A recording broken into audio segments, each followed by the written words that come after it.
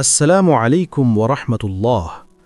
কল্পনা করুন সেই মুহূর্তের কথা যখন দীর্ঘ হাসরের ময়দানের ক্লান্তি শেষে মুমিনরা জান্নাতের সুউচ্চ গেটের সামনে গিয়ে দাঁড়াবে। জান্নাতের সেই বিশাল দরজার সামনে দাঁড়িয়ে মুমিনদের হৃদয় খুশিতে আত্মহারা হয়ে যাবে।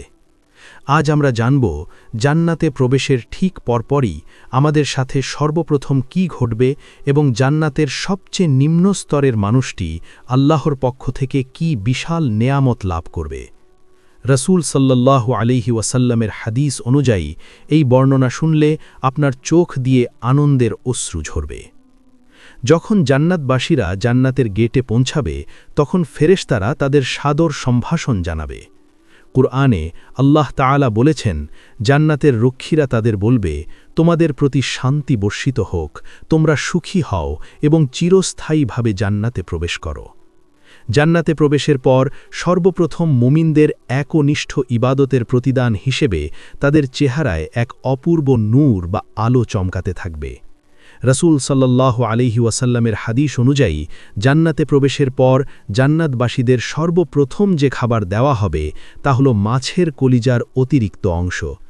এটি হবে জান্নাতীদের জন্য মহান আল্লাহর পক্ষ থেকে প্রথম রাজকীয় মেহমানদারি। এরপর তাদের জন্য জান্নাতের গরু জবাই করা হবে এবং তারা জান্নাতের সুমিষ্ঠ ঝর্ণার পানি পান করবে। জান্নাতীদের রূপ কেমন হবে জানেন?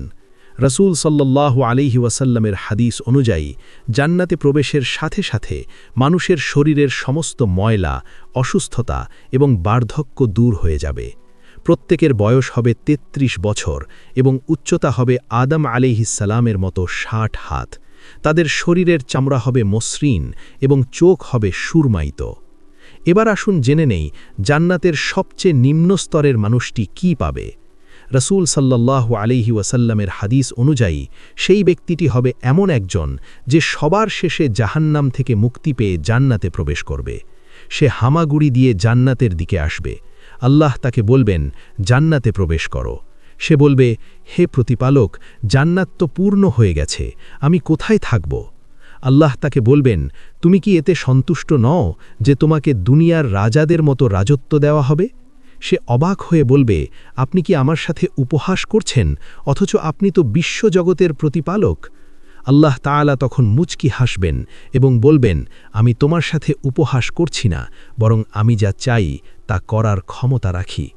রসুল সাল্লাল্লাহু আলাইহি ওয়াসাল্লামের হাদিস অনুযায়ী আল্লাহ সেই ব্যক্তিকে এই পৃথিবীর সমান 10টি পৃথিবীর সমান বড় জান্নাত দান করবেন।